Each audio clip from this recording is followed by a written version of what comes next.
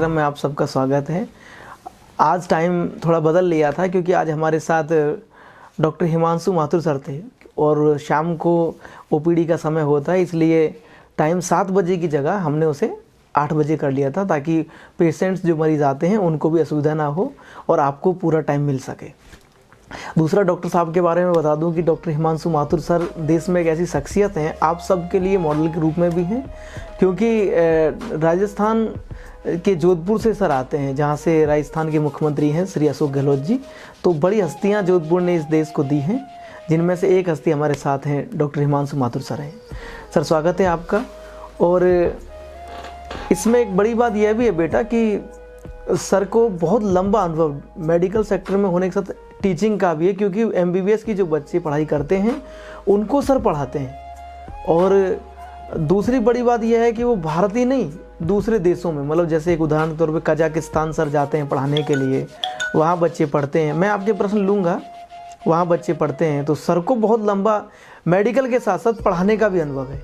तो आप दोनों तरीके के सवाल अपने पूछ सकते हैं सर से, कि एक तो आपके सवाल पढ़ाई को लेकर के हो सकते हैं, या आपके सवाल रोग या किसी मनोरोग हो सकता है, शारीरिक रोग, इस तरीके के सवाल भी हो सकते हैं। दूसरा, मैं ये सूचना दे रहा हूँ कि आप आज का जो प्रोग्राम है ऑफिसर्स टॉक, अकेले मत देखिए। अगर आप अकेले देख रहे हैं तो अपने परिवार के साथ आप अन्याय कर रहे हैं, क्योंकि आज आपको ये प्रोग्राम अपने परिवार के साथ, छोटे भाई बहन माँ बाप जो हैं उन सबके साथ बैठ के देखना है, ताकि वो अपने सवाल रख सकें। क्योंकि ये एक एपिसोड बहुत मानसिक रोग के लिए भी है, और कई बार बहुत सारे अच्छे अच्छे प्रश्न आने वाले हैं। हो सकता है आप के बजाय माँ या पिताजी पूछना चाहें तो उस पर भी सर के साथ डिस्कस कर सकते हैं। तो अपने परिवार के सब सदस्यों को बुला लो, फिर मैं स्टार्ट करता हूँ और सर के साथ हम फिर ऑफिस टॉक में आपका संवाद करवाएंगे। तो सबको, घर में जो लोग हैं, अपना काम छोड़ करके बैठें और संवाद करें। तो स्वागत है सर आपका। आप बच्चों से जुड़ेंगे, अपने बारे में थोड़ा इंट्रोड्यूस, क्योंकि आप देंगे ज़्यादा बेटर है। और ये है, सभी लोगों का स्वागत है आज के प्रोग्राम में। और ऑफिसर्स टॉक में एक इंडिया पहल का जो प्रोग्राम चलता है, वास्तव में बड़ा ही सराहनीय प्रोग्राम है। और आप लोगों को बता दूं बच्चों कि आप लोग तो इसको देखते ही, मैं भी देखता हूं।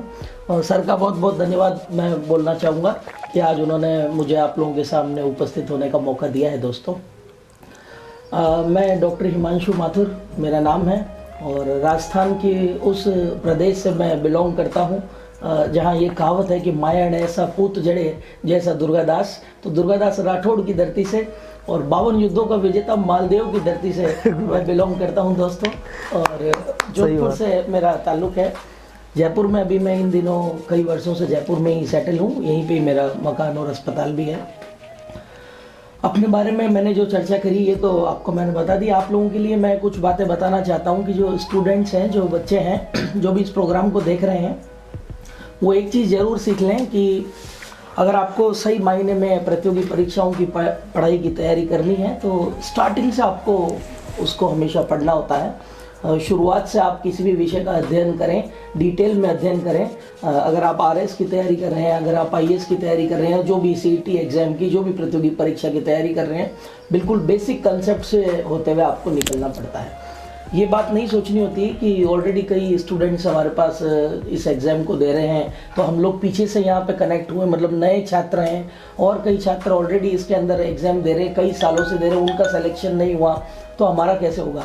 इससे कोई फ़र्क नहीं पड़ता कि कोई कितनी बार से एग्ज़ाम दे रहा है। हो सकता है उसके कंसेप्ट वहाँ क्लियर नहीं थे, आप फर्स्ट अटैम्प्ट में ही सेलेक्ट हो सकते हो। तो ये बात बिल्कुल ही गलत है कि हम पीछे से जुड़ रहे हैं या नए जुड़ रहे हैं, इसमें तो बहुत समय लगता है, 10 साल लग जाते हैं, 5 साल लग जाते हैं। पंचवर्षीय योजना है, ऐसे फेमस है, लोग बोलते हैं एग्ज़ाम जो है गवर्नमेंट के एग्ज़ाम पंचवर्षीय योजना है, एक बार में सिलेक्शन होता नहीं, कई बार तैयारी करनी पड़ती है। तो ये सब चीज़ें मेरी नज़र में बिल्कुल गलत है। सही मायने से अगर आप बिल्कुल बेसिक लेवल से उठकर एक बार तैयारी कर लें तो आपको कभी भी तकलीफ नहीं आएगी एग्ज़ाम देने में।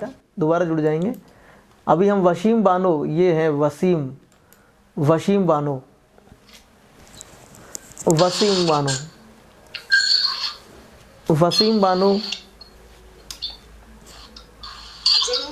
जय हिंद। देखिए बच्चे जय हिंद सीख गए हैं सर। गांव से जय हिंद की आवाज़ आने लगी है। बहुत बढ़िया है। एक बार इंडिया कुछ बदलाव तो कर रहा है। बोलो बेटा बोलो। सर मेरा सवाल है कि मुझे चलते फिरते मतलब डॉक्टर साहब से ये कि चलते फिरते बुखार आ जाता है ज्यादा। अरे यार अब ये बताओ बार बार आप। बुखार आ रहा है? हाँ सर, मैं मतलब लंबा सफर नहीं कर सकती। बार बार बुखार आने के दो तीन कारण होते हैं। या तो आपका इम्यून सिस्टम बहुत डाउन है। आप कोई दवाइयाँ लेती हैं क्या? सर मैं तबीयत खराब रहती तो दवाई चलती रहती है लग रहा है। हाँ, तो कोई दवा आपको ऐसी नुकसान कर रही है तो जिससे आपका इम्यून सिस्टम डाउन हो रहा है, कोई स्टीरॉइड और कोई दवा अगर ले रही हो तो उनको यूज़ लेना बंद कीजिए। दूसरा, यूरिन इन्फेक्शन से भी बार बार बुखार आता है, फीमेल्स में अधिकतर देखने को मिलता है कॉमनली। तो यूटीआई की प्रॉब्लम हो सकती है आपको। इसके लिए आपको पास में नज़दीकी चिकित्सा केंद्र में जाकर बात करनी चाहिए। बाकी बुखार अगर जहाँ तक सवाल है बार बार आने का, तो बार बार बुखार आना नहीं चाहिए। साल में एक बार बुखार आता है तो बुखार दोस्त है अपना, लेकिन बार बार अगर आ रहा है बुखार तो वो फिर दुश्मन है अपना। तो बार बार ऐसा क्यों हो रहा है, क्या कारण है, इसका पता लगाने के लिए आपको टेस्ट करवाना पड़ेगा। ऐसा नहीं हो कि कहीं टाइफाइड हो, आपको वो आंतों का बुखार बोलते हैं उसको हम, जिसमें टाइफाइड के कीटाणु होते हैं साल्मोनेला, वो आंतों के अंदर रहते हैं और बार बार बुखार उससे आता है। तो क्या दिक्कत है, इसके लिए तो आपको एक बार टेस्ट कराएंगे, जब भी हम सही सही बता पाएंगे कि बुखार क्यों आ रहा है आपको। जी सर। तो वसीम बानो इस कोई साहब हम्म सर कि मतलब मुझे गुस्सा बहुत आता है। क्या डिस्टर्ब होता है? गुस्सा आता है। गुस्सा आता है। ये तो बढ़िया है ना भाई, पाकिस्तान से कभी युद्ध हो तो आपको तैयारी पहले रखनी है, ठीक है ना, कभी काम आएंगे आप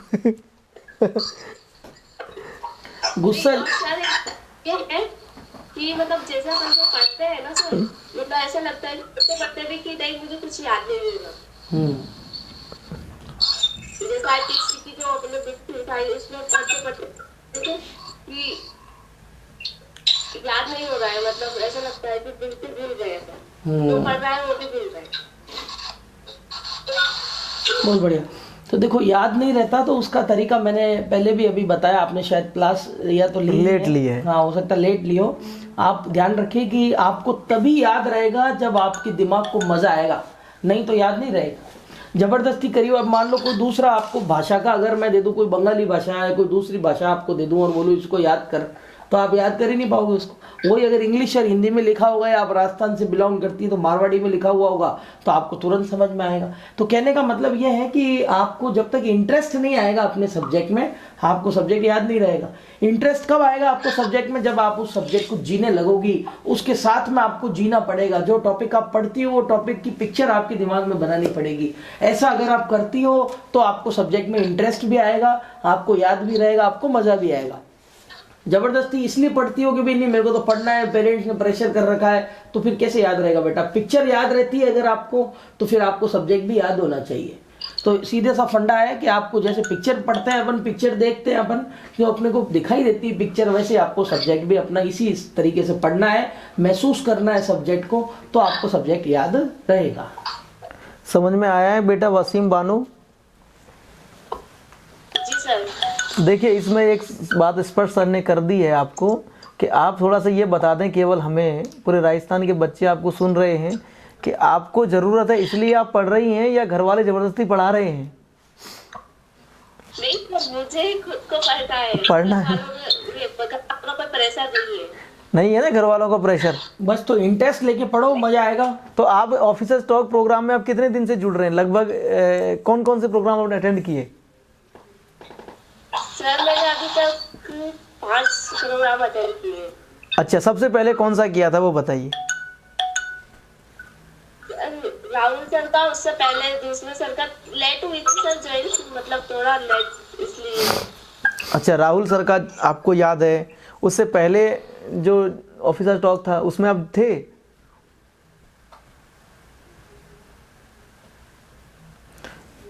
आवाज़ आपकी कट गई है। चलिए